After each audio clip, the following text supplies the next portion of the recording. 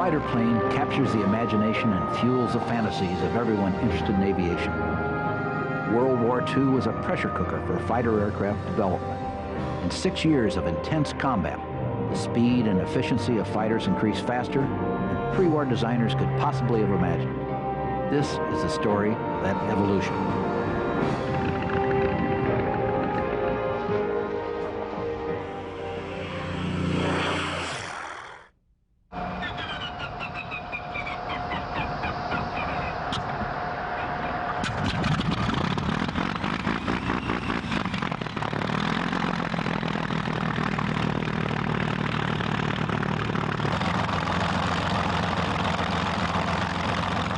The Messerschmitt Bf 109 is one of the classic aircraft of all time.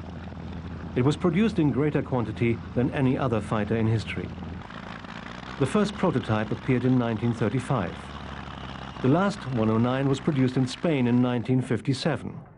More than 33,000 were built. At the time of its first flight in 1935, the Bf 109 was the most advanced fighter in the world. The Messerschmitt engineers placed the landing gear attachment points on the fuselage. This reduced weight and made production and repair easier. But for the pilot, it made ground handling tricky. The wheel track was very narrow, which led to instability while taxiing, especially on rough surfaces.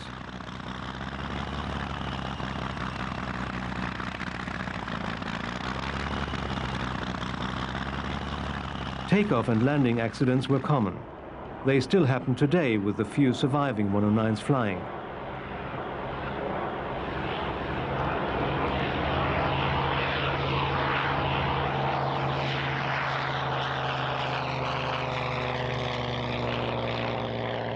The Messerschmitt design team created the smallest possible airframe into which the largest available engine could be fitted. A measure of the basic design's capacity for development is that the last model, the Messerschmitt Bf 109K4, had much the same airframe as the prototype. But it was equipped with a 2,000 horsepower engine, a power increase of 300%.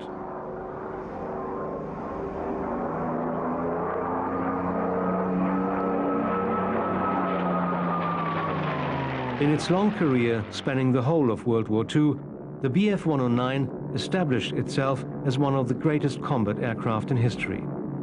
It was small. It could be built fast and cheaply. It was easily transported. It had quick acceleration. It could climb and dive fast. It was very nimble in the air.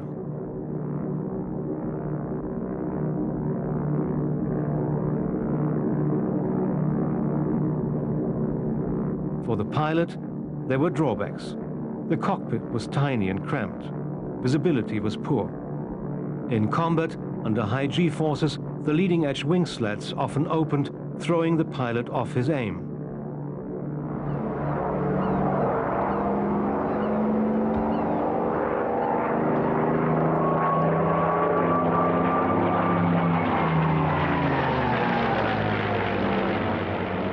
But the good outweighed the bad.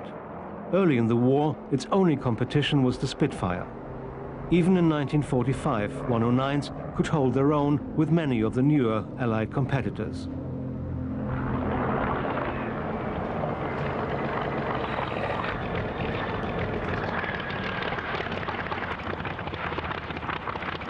The 109's teammate was the Bf 110. It was designed as a heavily armed Zerstörer or destroyer. It was supposed to be able to clear the way for German bombers by defeating enemy interceptors over their own territory.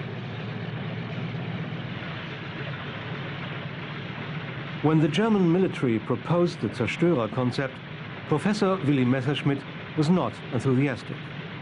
But he tried to please Hermann Göring, even though he felt that a large twin-engine fighter would be a compromise.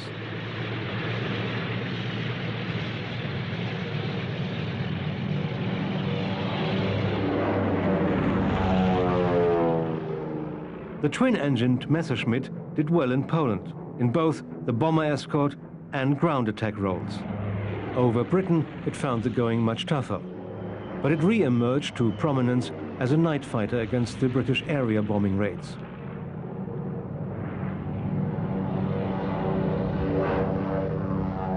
A successor to the Bf-110 was planned as early as 1937. It was the 210 Hornisse. The fuselage design and the layout of the tail surfaces were quite different from the 110, but the engines were basically the same.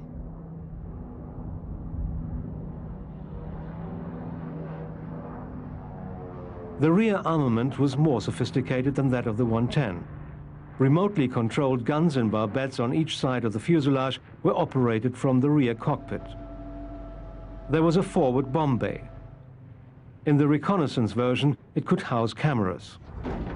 But in spite of its apparent sophistication, the Me-210 offered little assistance to the German Reich.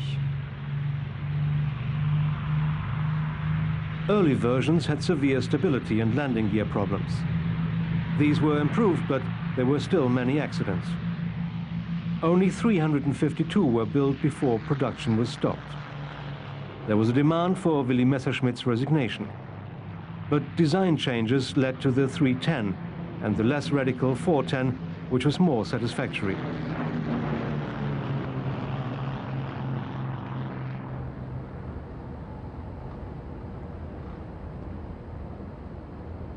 In 1939, Hawker Hurricanes were the only aircraft in the British Royal Air Force adequate to meet the Germans.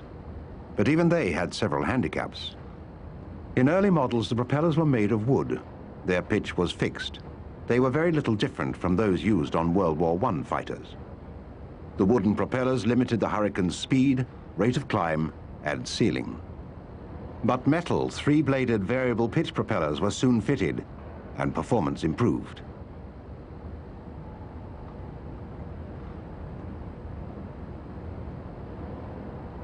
It was the right aircraft at the right time to make a mark in the Battle of Britain.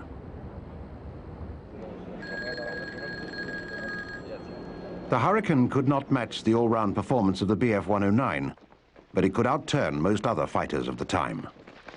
8 Browning machine guns gave it heavy firepower. It was devastating against German bombers.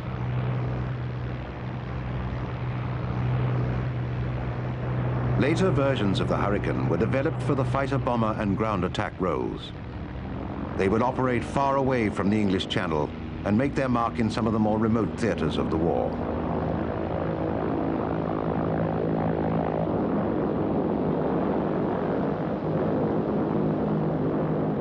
The Hurricane II, equipped with 40mm guns, was extremely effective against Rommel's tanks in the North African desert.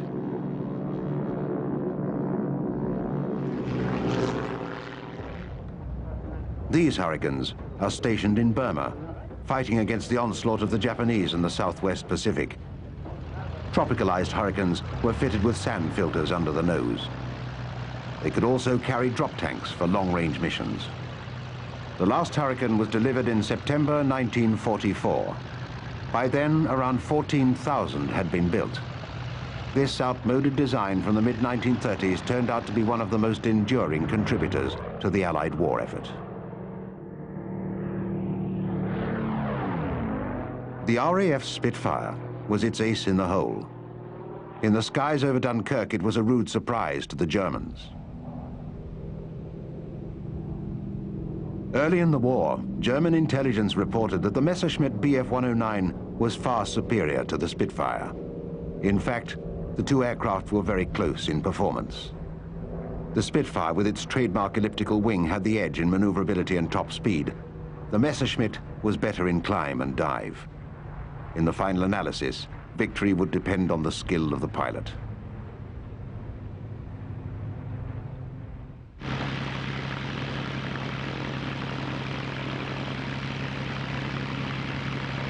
This restored Spitfire carries the JEJ marking, immortalized by the great British ace, Johnny Johnson. Its home is now in the USA, in California.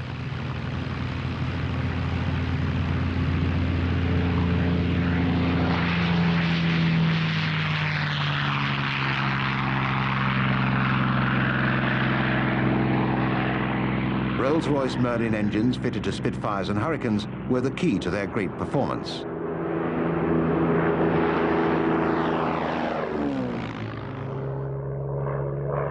But Merlins had a drawback. They had carburetors. When a Spitfire or Hurricane was pushed over into a dive, the engines promptly died. Fuel-injected Messerschmitts had no such problem.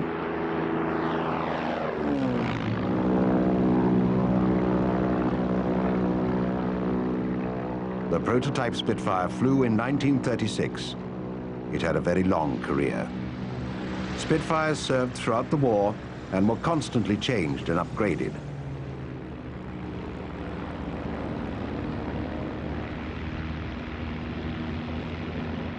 Early versions had a top speed just over 350 miles an hour. By the end of the war, this had increased by 100 miles an hour. The Spitfire 14 with a 2,000 horsepower Griffon engine was fast enough to chase and destroy German V-1 flying bombs.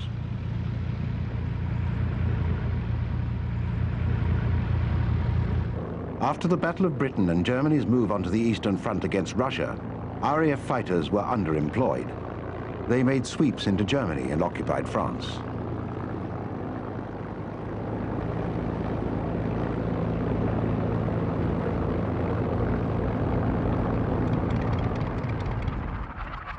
These Spitfires are operated by an RAF Norwegian unit, flying sorties into their occupied country from bases in Scotland. Several versions of the Spitfire were modified to increase low-altitude performance. The tips of their elliptical wings were clipped.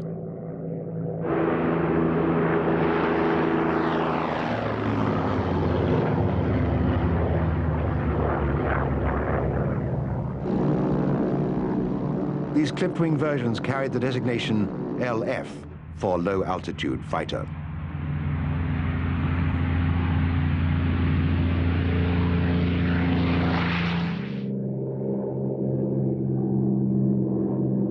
All Spitfire variants were highly maneuverable.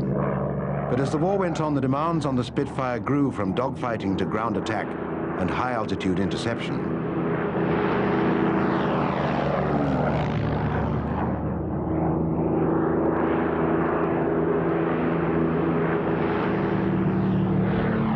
The high-altitude interceptors carried the designation HF. The Mark 7 HF had a pressurized cabin. It was powered by a 1,600 horsepower Merlin with a two-stage supercharger.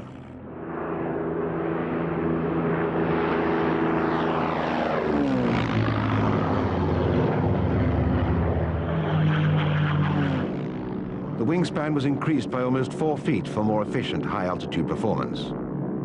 Spitfires flew high and low. They flew in every theater from airstrips and aircraft carriers. They became one of the legendary aircraft of World War II.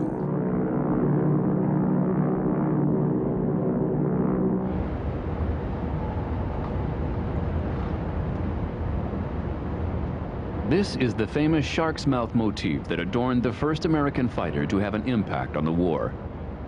The connection between the shark's mouth and the Curtiss Hawk family began with the American volunteer group, the Flying Tigers. The Flying Tigers flew P-40s against Japanese Zeros and Bettys in China before America entered the war. But by then, these fighters had already made their presence felt.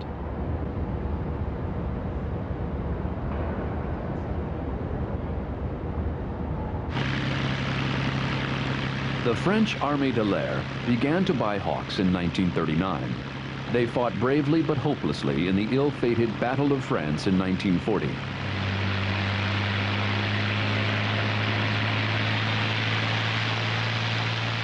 The British also bought P-40s early in the war. They called them the Tomahawk and the Kitty Hawk. They were no match for the Messerschmitts in Europe, but they found a real niche in the deserts of North Africa.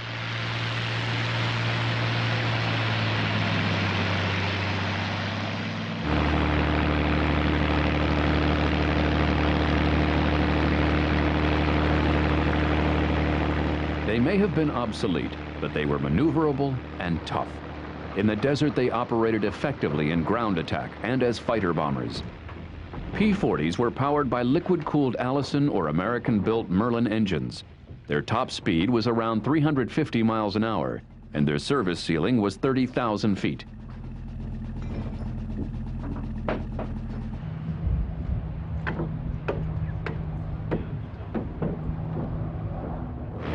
This is an RAF P-40 in North Africa in 1942.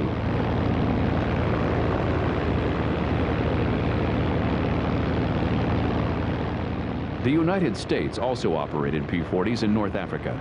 Experience against the Germans and Italians in this theater was invaluable training for later operations in Europe.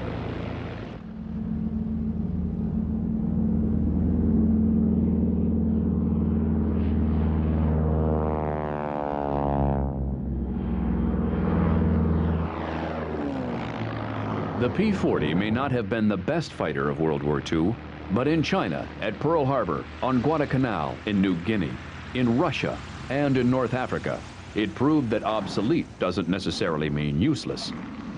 They were built in thousands. Their shark's mouth emblem remains one of the war's most enduring symbols of dogged toughness.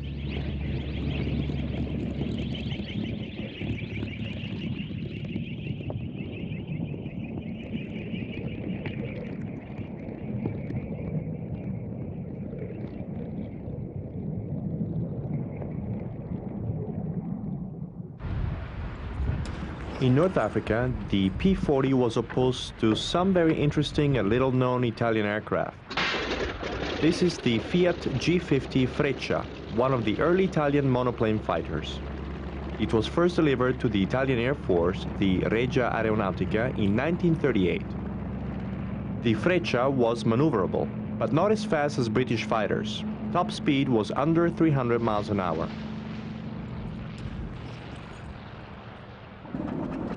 The Macchi Castaldi Saetta was also delightful to fly. It was faster than the G50, but still much slower than its British opponents.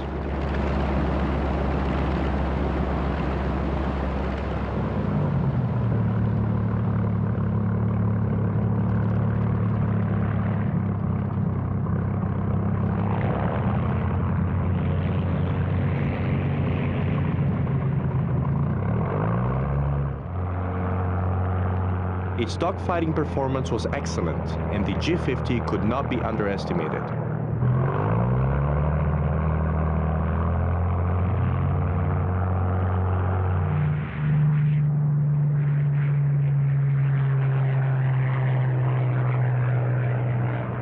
The name Saetta means lightning. It saw more combat than any other Italian fighter throughout the Mediterranean and on the Eastern Front.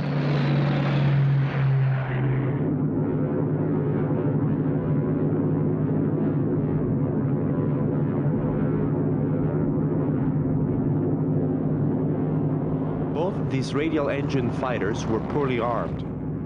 They also suffered because Italy had no powerful modern engines. Later, when German engines were fitted, the story was different. The sleek Macchi Castaldi C202 Folgore would easily dominate the P-40s and Hurricanes in Africa. Later versions of these fighters were equivalent in most respects to the Focke-Wulf FW-190 or the North American Mustang.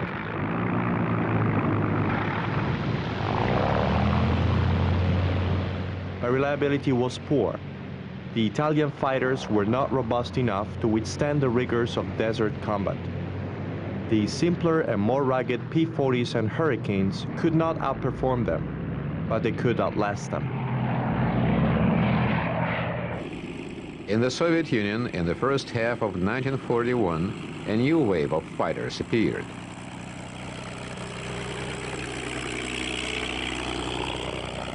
There were modern, low-wing monoplanes with retractable landing gear and enclosed cockpits. They needed development. They got it. One of the results was this aircraft, the Yak-3.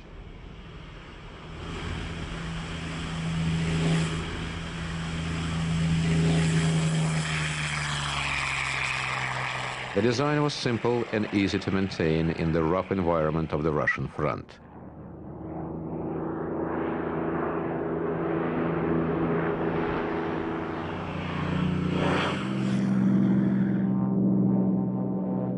In the Battle of Kursk in the summer of 1943, it showed that the Soviet Air Force was capable of matching the Luftwaffe. German pilots were told to avoid the Yak fighter without an oil cooler under the nose.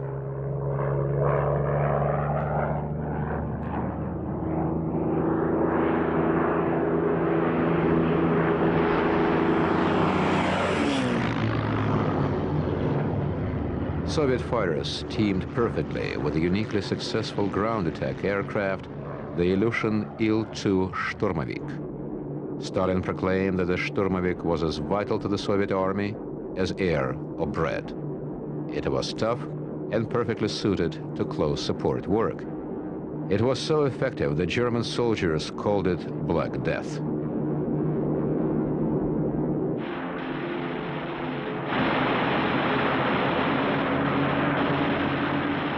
Engine and pilot were well protected in a single armored structural unit.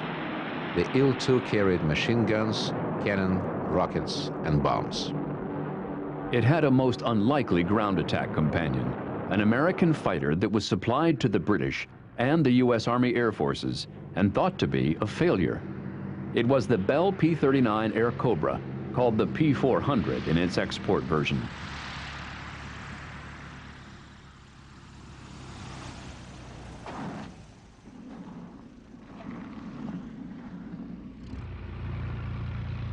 At Guadalcanal and in New Guinea, the P-39 shrugged off its poor reputation as a fighter. Pilots took advantage of its heavy cannon as an effective ground attack weapon against the Japanese. The P-39 was supplied in quantity to the Soviet Union under the Lend-Lease program. The Soviets also exploited its potential for ground attack. But some pilots managed to use it well in air-to-air combat. Soviet ace Alexander Prokrishkin scored 20 of his 59 victories in the Kuban campaign, flying a Bell P-39 Air Cobra. But P-39s in the Pacific were no match for the classic Japanese fighter of the war, the Mitsubishi A6M-0.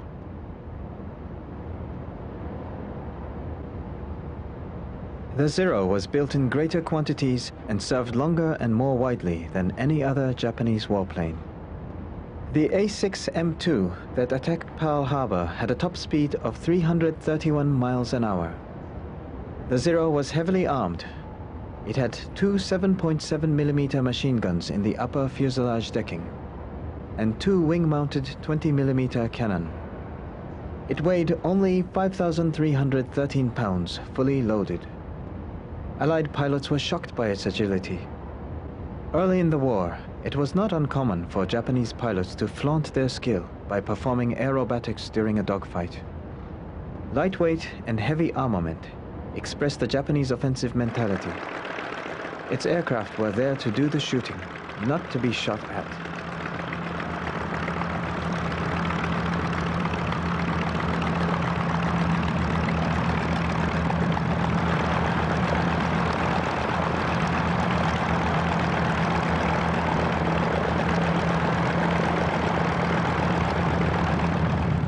The Zero was designed as a carrier-based fighter.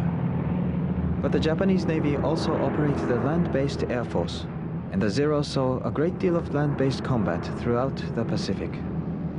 The endurance of the Zero was one of its principal strengths. In 1941, it had a range that would not be matched by Allied fighters until 1944.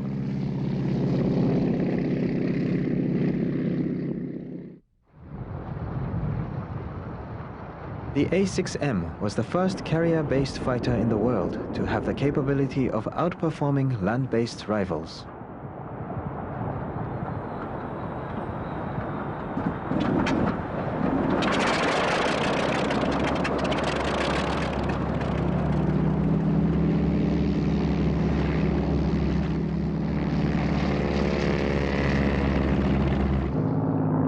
Before the Allies learned how to handle the Zero, a mystique grew about its capability. When an example was finally captured by the Americans and analyzed, the truth was revealed. It was an excellent original aircraft that achieved maneuverability and long range by the sacrifice of structural strength and safety equipment. Throughout the war, it was continuously upgraded. It was produced in greater quantities than any other Japanese combat aircraft. But the last version was not a fighter. It was designed for the one-way kamikaze mission. One of the Zero's most famous opponents early in the war was the Grumman F-4F Wildcat. The Wildcat was a little heavier than the Zero, just as fast, but not so maneuverable. It was tremendously strong.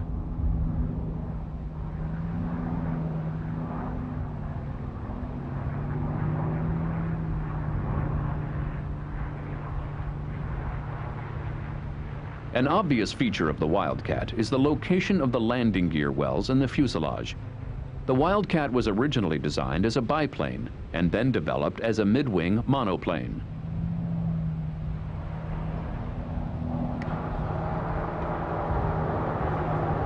This is a group of Wildcats at Henderson Field on Guadalcanal.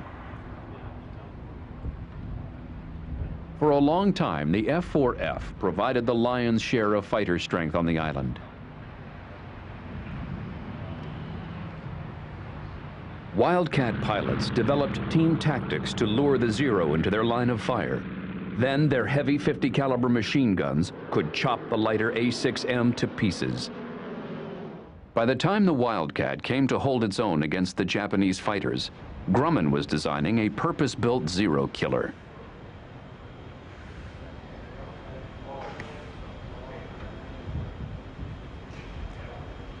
The process had to be quick. The lessons learned in the first months of the Pacific War had to be addressed in this new fighter.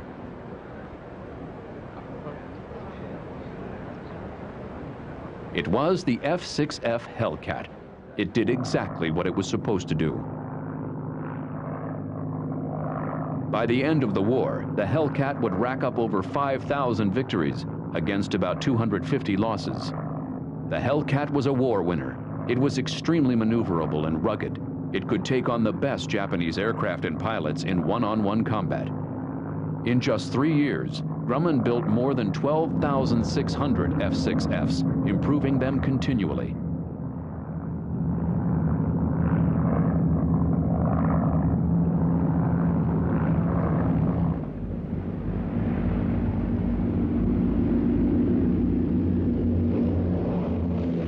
The British Fleet Air Arm bought Hellcats and flew them from carriers in Europe and the Far East.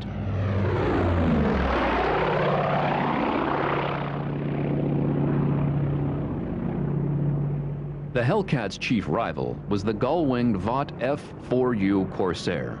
It was known to the Japanese as the Whispering Death. It would remain in production longer than any other U.S. fighter, from 1940 to 1952. 12,500 would be built. Its huge Pratt & Whitney R2800 radial engine generated 2,100 horsepower for takeoff.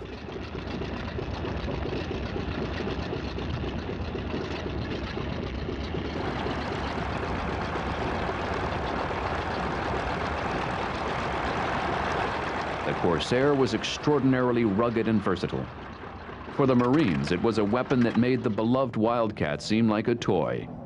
It could lift huge ordnance loads and deliver them with precision. Its top speed was 446 miles an hour, and its range was just over 1,000 miles.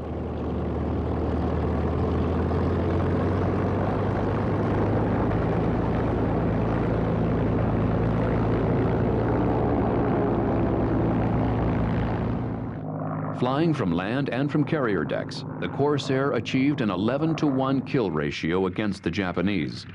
Some Japanese officers rated it the best fighter they faced.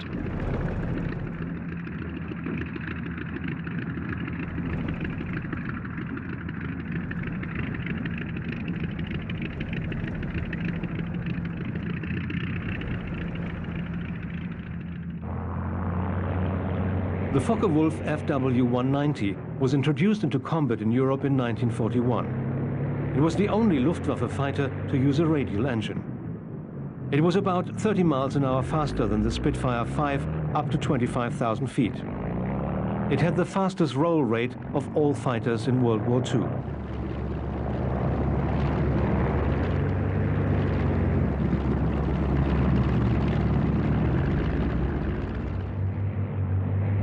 In June 1942, by accident, an FW-190 landed in England. The British already knew it was good, but now they were able to see up close just how technically superior it was. Not only was it advanced aerodynamically, it was a small target, was extremely strong, and had excellent pilot visibility.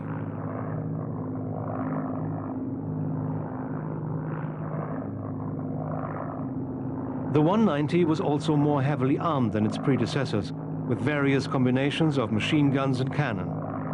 It appeared in a wide variety of versions: fighter, tank buster, torpedo bomber, and night interceptor. Some even had strengthened wing leading edges for ramming Allied bombers. The basic engines were BMW double-row radials. Using their emergency boost system, they could punch out well over 2,000 horsepower.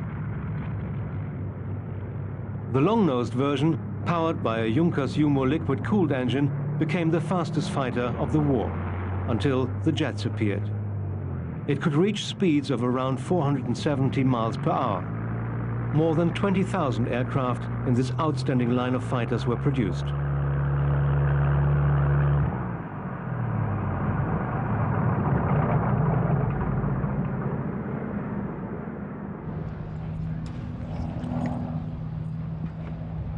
The Lockheed P-38 was an extraordinary airplane. It was the first twin-engine single-seat fighter ever put into mass production. Lockheed was new to military design. Its fighter was revolutionary. It looked different, was complex, and had initial testing problems, but its potential excited the Air Corps. It had its first kill on the day America entered the war. It would prove to be highly versatile. It was used for long-range escort, reconnaissance, and ground attack.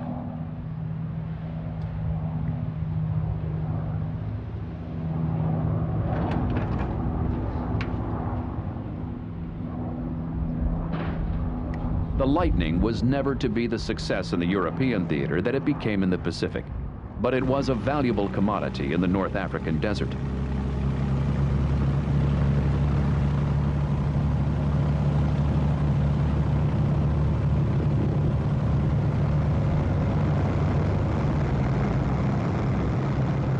The twin-engine safety and long range of the P-38 made it perfect for the Pacific War.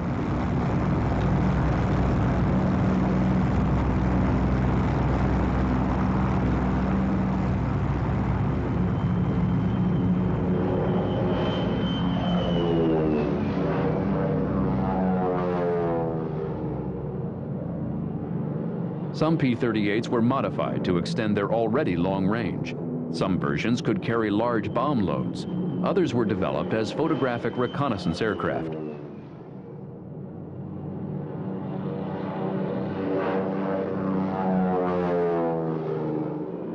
The Lightning, with its unmistakable twin-boom silhouette, was one of the most versatile aircraft of the war.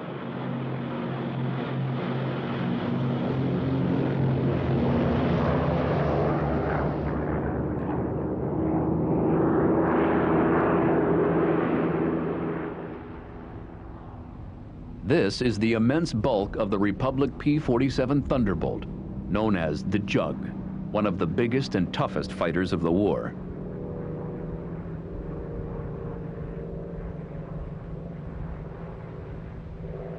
The Jug was designed around the Pratt & Whitney R2800 double WASP radial engine, developing upward of 2,000 horsepower. It drove an enormous four-bladed propeller. Republic was seeking speeds well above 400 miles an hour. The P-47 had elliptical wings, similar in plan to the Spitfire.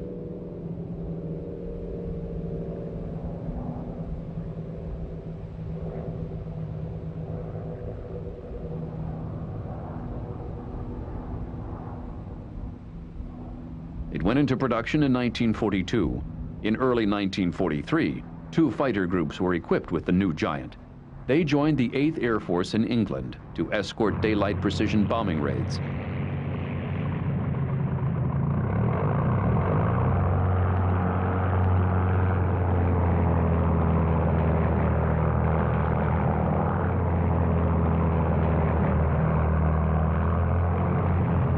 But their initial range of less than 600 miles meant they couldn't take the bombers all the way deep into Germany.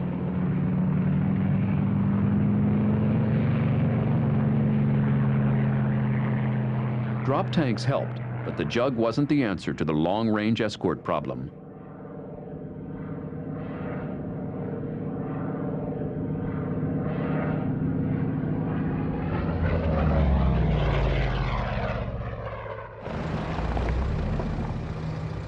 These are early P-47s in service in England. Early models were called Razorbacks because of the raised fuselage profile behind the pilot. The devastating firepower of the Jug made it perfect for another role. It became a deadly ground attack bomber. It was produced in large numbers and carved a fearsome reputation in Europe and the Pacific.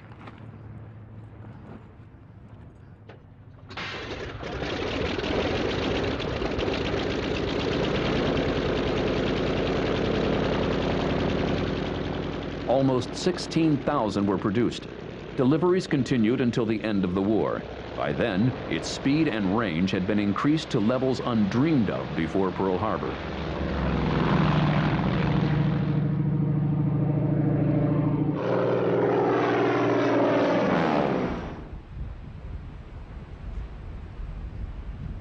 The prototype of the North American P-51 Mustang was completed in just 102 days. It was soon evident that North American had produced the best American fighter to date. But the U.S. Army Air Forces only bought 2 for test purposes.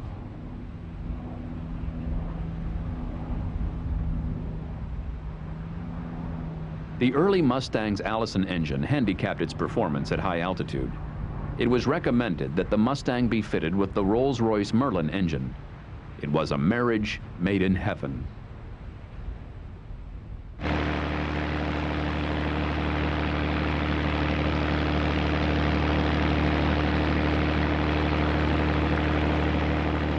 The Merlin gave the Mustang outstanding high-altitude performance.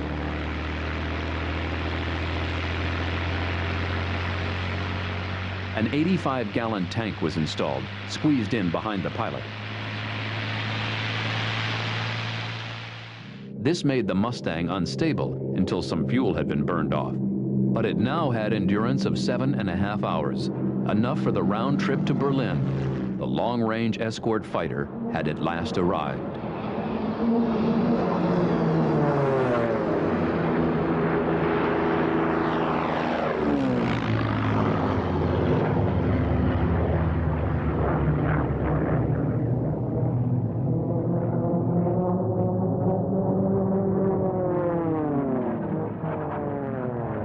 The P-51 was fast and agile. It had no handling vices. It was a fighter pilot's dream.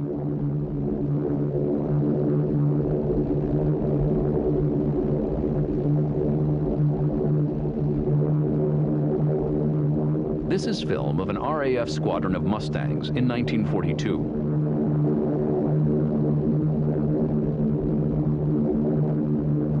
Some early RAF versions operated as high-speed, low-altitude reconnaissance aircraft.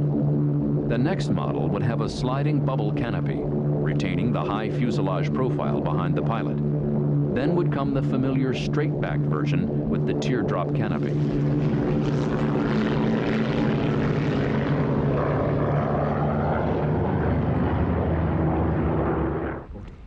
Most of the P-51 variants served in Europe.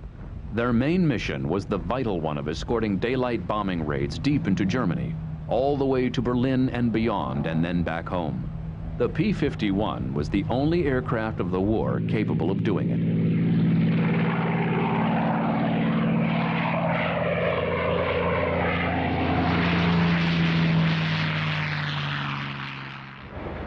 Almost 16,000 Mustangs were produced.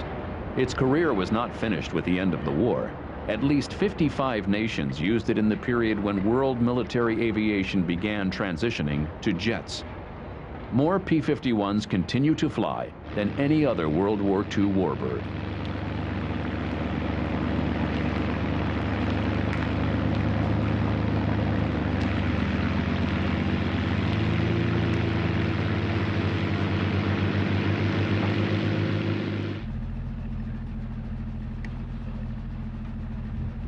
Just as remarkable in its own way as the P-51 Mustang was the British de Havilland Mosquito.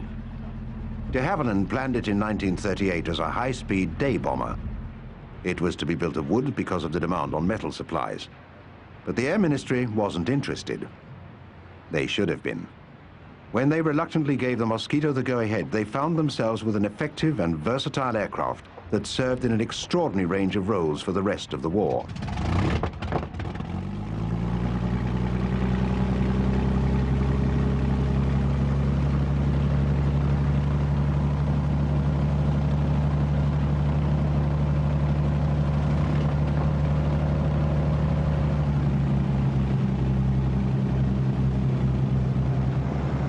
Mosquito was a bomber, a fighter bomber, reconnaissance aircraft, high-altitude fighter, torpedo fighter, and more.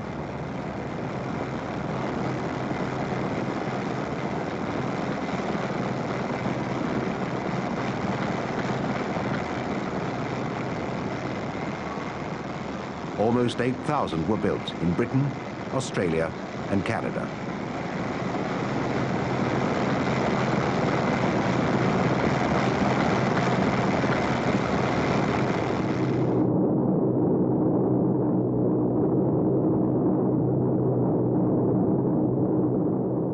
Almost as versatile was the Mosquito's twin-engine companion, the Bristol Beaufighter. The Beaufighter was an initiative of the Bristol Airplane Company, which wanted to build a tough, cannon-armed, multi-role fighter. Construction was based on the existing Bristol Beaufort and could begin rapidly. It took only 6 months to get it into the air.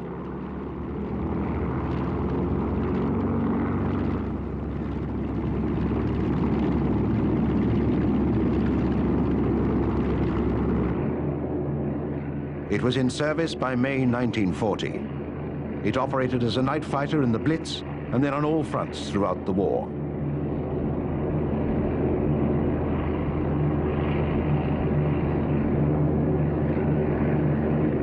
Like the Mosquito, it was extremely versatile.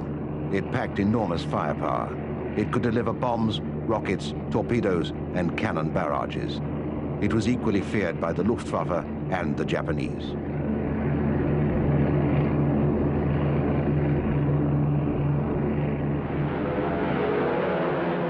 Another deliverer of intense British firepower was the Hawker Typhoon. It recovered from a disastrous early career to cut ground attack swathes across Europe from English bases in the months before D-Day.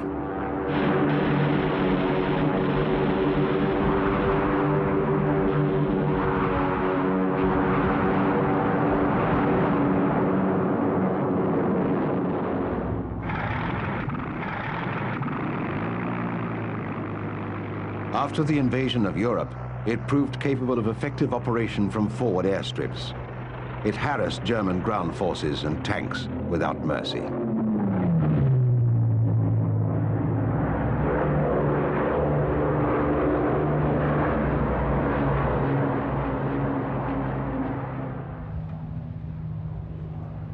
The Northrop P-61 Black Widow was a purpose-built night fighter. It was designed from the start to carry radar in the nose. It shared the P-38's twin-engine, twin-boom layout and had a very advanced wing design, using spoilers for lateral control. It entered service with the Army Air Forces in the South Pacific in 1944. It served successfully there and in Europe for the rest of the war. It was enormous for a fighter, with a wingspan of 66 feet, but it was fast and agile.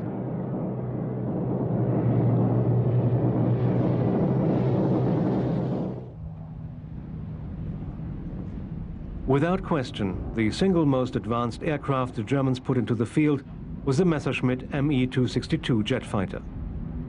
This is one of the early development versions before the fitting of the tricycle landing gear. With its swept wings, heavy armament, and 540 miles an hour top speed, it was easily the best fighter of the war.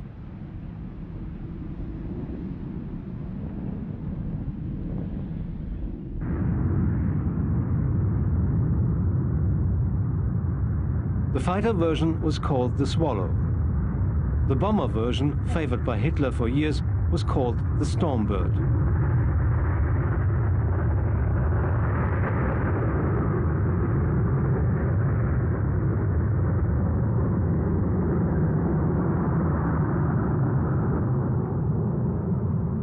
It was a beautiful aircraft, but its pilots liked it for more than aesthetic reasons. By the time it began to appear in service in late 1944, the Allies dominated the air. The Me-262s gave Luftwaffe pilots at least a slim chance for survival.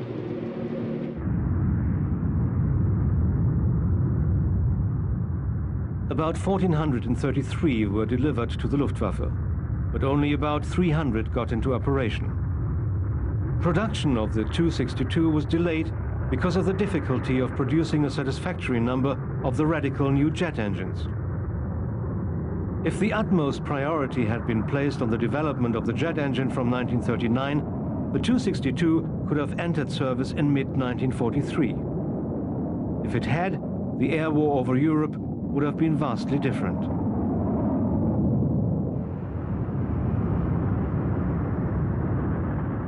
Germany and Britain were developing the jet engine at the same time. Britain's first operational jet fighter was the Gloucester Meteor.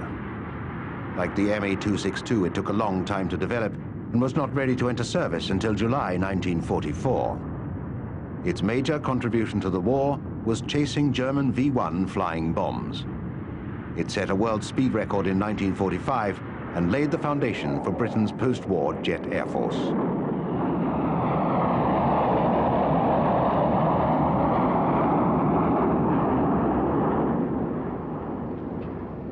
The most extreme and radical aircraft of the war was the Messerschmitt Me-163 Comet.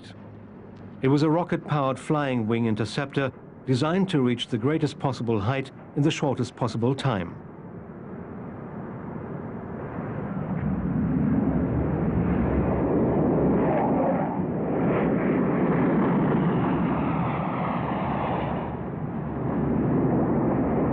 It flew at 624 miles an hour in 1941. That was such a fantastic feat that any self-respecting Allied spy would have refused to believe it. It worked. In 1944 and 45, it damaged Allied bomber formations. But there was almost as much hazard to the pilot in each flight from the volatile rocket fuels as there was to high-flying Allied aircraft. It was a brave concept, but it could not win the war for the Luftwaffe.